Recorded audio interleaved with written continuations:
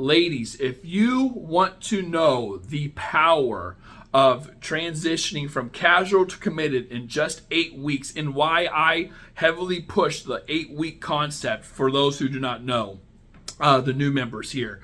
I always say 6 to 8 dates, 6 to 8 weeks, meaning you're only dating this guy for 2 months. And then you're transitioning into a relationship. Anything after that's borrowed time. He's probably not going to commit. Don't waste your time. Give him the ultimatum. If he says no, you're taking a hike, okay? So I'm going to really emphasize and push certain concepts and I guess categories, like what to do the first couple weeks, then what this week's important for, and then when to give the ultimatum and things like that. So if you want to know how to pace this entire thing and maximize your chances to get a guy to like you and what to do correctly, this video is for you. So I guess we can start off by jumping into the beginning. What are the 6 to 8 weeks or 6 to 8 dates? I used to really push the dating concept, like, hey, after 8 dates, you gotta bring up the ultimatum. The problem with that is a lot of women would go on fucking 5 dates in 1 week, 2 weeks, and then they're 3 weeks in, and they'll try to give an ultimatum, and the guy's like, no, we only been talking for 3 weeks, which I agree, that's way too early. You have to pace it out, ladies. So in this video, here's, I guess, the new guideline. I want you to go on 12 dates at most in 8 weeks. Whatever one comes first, then you give the ultimatum, okay? So with that being said, the first 2 weeks I call the filter weeks, okay? And there's many different ways you can filter a guy. We're going to go over a couple of them here, but if you want more details, such as the questions to ask, the things to look for, the signs, all that kind of stuff, then make sure to get this guide. I'm going to put right up on the screen right now. You can get it part of my box set right here, and it will help you, okay? So the first thing I tell women to do is I have a 4-step process when it comes to framing that you're looking for a relationship. I tell women from the get-go, he needs to know from the beginning that you're looking for a relationship. And if you understand my concept of intent versus premise, meaning you're not saying I want a relationship with you, you're saying I'm looking for a relationship, I'm looking for a guy to to fill that role. Doesn't necessarily mean you, though. He needs to know that from the beginning, okay? And the reason he needs to know this is because of what I call framing the narrative. And what that means is when you two are talking, you don't ever want to see where it goes. Let's see what happens. You don't ever want to do that. I talk about framing like power dynamics. You are already at a disadvantage when you are think of it like this. It's subconscious and it's little, but it matters. You are by saying that and agreeing to it, you are agreeing to, okay, I know this might not happen, but I'm going to do it anyway just in case that, we work out. By you saying, oh, let's see where it goes, or him saying that, and you're like, yeah, let's do that, he's not obligated to give you anything. You guys aren't working towards anything. It's just two people hanging out, having fun, hooking up. And when it feels the same on this 5th date, when it feels the same on the 6th, the 7th date than it did the 1st or 2nd date, this is why. It's because you're moving linearly instead of exponentially. You can't. If you want casual, you're going to be treated casual. And this is the first step. This is how it happens. It's when women say, well, let's see where it goes. Yeah, let's see what happens. Or when a guy says, oh, yeah, I'm not looking for a relationship, but the right woman comes along, sure. And then you get hope. Like, your time is valuable. You cannot put it up and say, okay, well, yeah, let me put some money in the slot, your time. Let me put some of this in the slots to just whatever, to see what happens. No. Everything you guys are doing, everything you guys are saying, the conversations, the consistency, the initiating, the cuddles, all that should be progressing towards a relationship. Therefore, in your profile, step 1 here, in your profile, you need to say, I'm looking for something serious. Then once you guys are talking to each other on the app or text messaging each other, you need to ask him what he's looking for. And women always get on me and say, that's too much, Elliot, that's too much. No, it's not. Two reasons why. Number one, he probably didn't even read your damn profile, right? Number one. Number two, don't think of it as it scares men away. Think of it as it filters men. When a man thinks you're attractive and a man wants a relationship, he's good, and you say, hey, I want one too. You both agree that you're on the same frame, the same mindset, and that everything you guys do from this point on is progressing towards a relationship. So think of it like this. If you're talking to a guy and you guys don't have this talk, you just see where it goes. You don't even have to say, let's see where it goes. You guys are just doing whatever, don't have any type of talk. I know you women feel this. Later on down the road, he starts to act different. He starts to pull away. He starts to slow down. The good morning texts are gone. His texting patterns are different. He's busy all of a sudden. Well, what happened? It's because you were talking to a guy where there was a blank canvas. No one said anything about relationships or anything ever, okay? Yet, context is created in two ways. You can either mention it, which I'm telling you, hey, I'm looking for a relationship.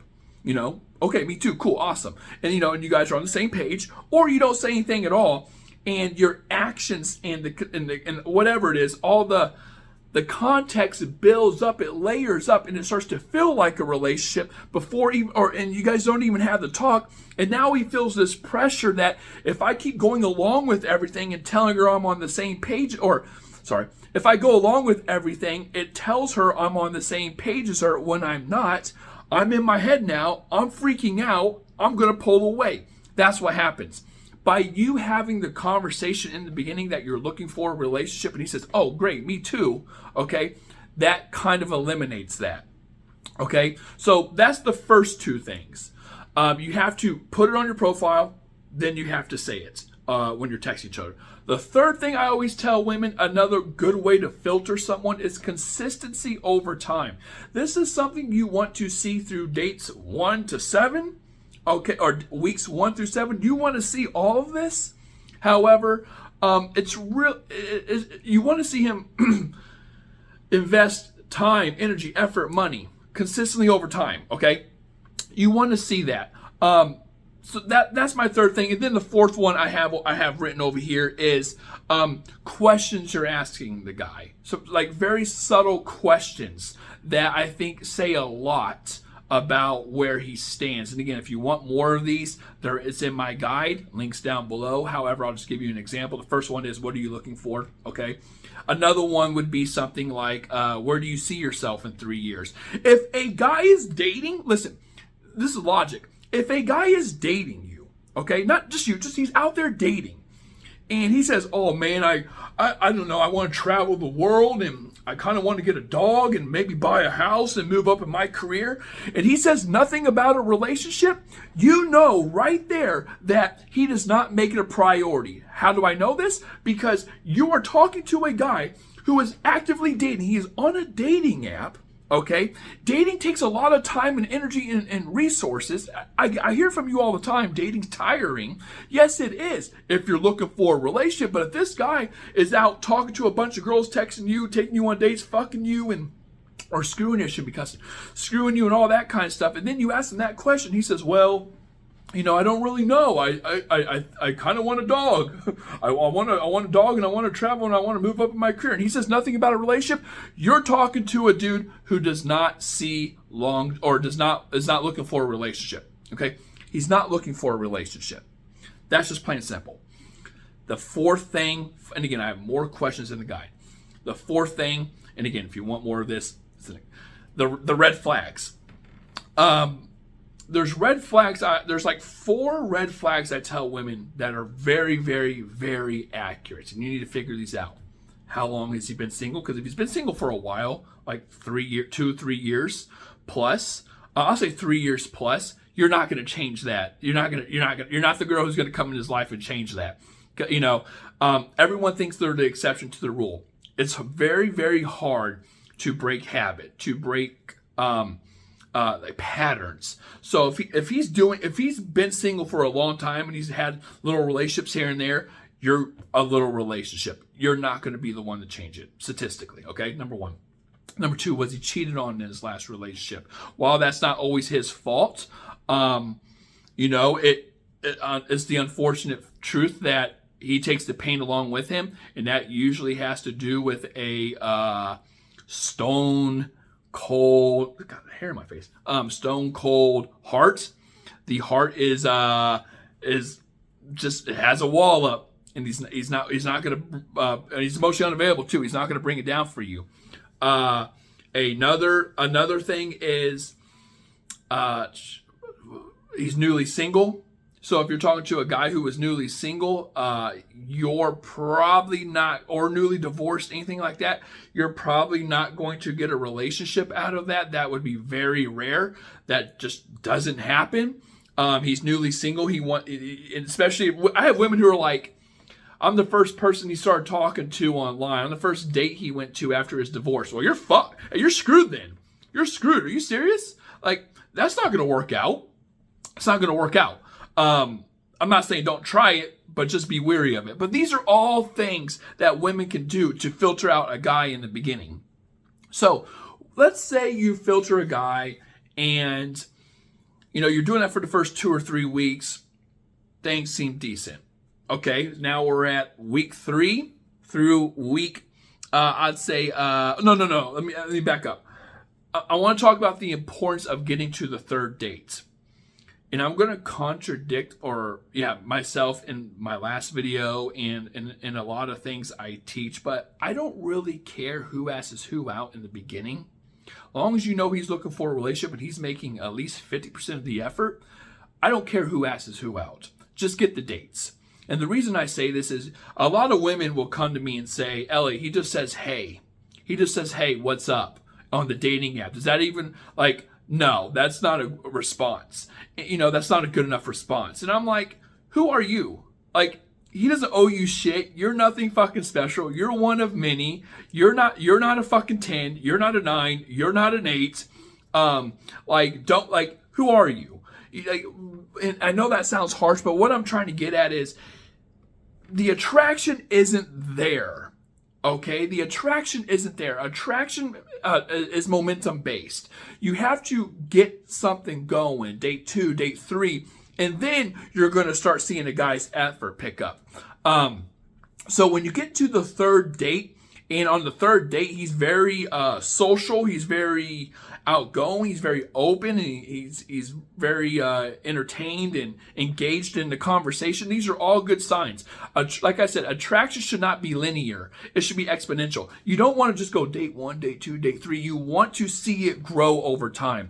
And the first couple dates, especially if you're texting for weeks and you've only been on a couple dates, the texting might be sporadic. You don't see a big change until date 3 or 4, because now now you can say, okay, there's consistency now. There's 4 dates in. There's some type of investment. There's something to lose. He's attracted to me. He knows what it's like with me. The nervousness and butterflies from the first couple dates are gone.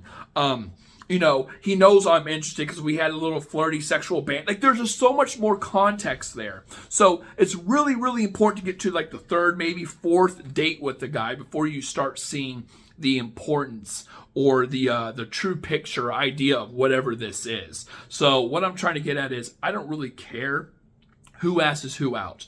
Just make it happen. Unless you're the one always asking him out, then that's a problem. But just get to the 3rd date. Then this is something you can start running with. You're like, okay, I'm liking this. The next thing is dates 3 to 6, 3 to 7. Your job, the way I tell women to look at it is, you have this gap right here, okay? You have a small gap of 8 weeks to convince this guy to go from casual to committed. And your job in doing that is, or I guess the best way of doing that is to have a guy who's also on the same page as you, a guy who's emotionally available, and you're just doing your part in maximizing that attraction, building that rapport, showing him, hey, I'm girlfriend material.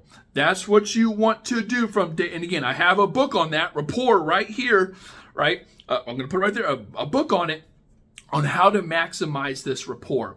And consistency is the way to do it. I'm a big fan of laughter, joking, humor. Women who are very, very good, you will always succeed with men if you're very quick-witted. You're very funny. You're not funny and like trying to be funny like a guy, funny like cracking jokes. You're just snappy with your words. You're very, again, quick-witted. I don't know how else to explain it.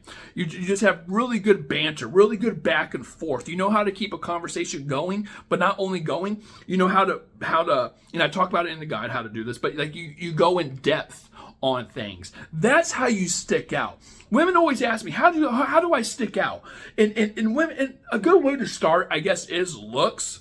Like, yeah, but looks are also subjective, and every girl he's talking to is cute. Like, women focus so much on like chemistry and looking attractive. Again, it's important, but that's a qualifier. Like, that's a prerequisite. Every woman he's going on several dates with is cute, and he has some type of chemistry with. Otherwise, he wouldn't be on the 3, 4, 5, 6 dates with her.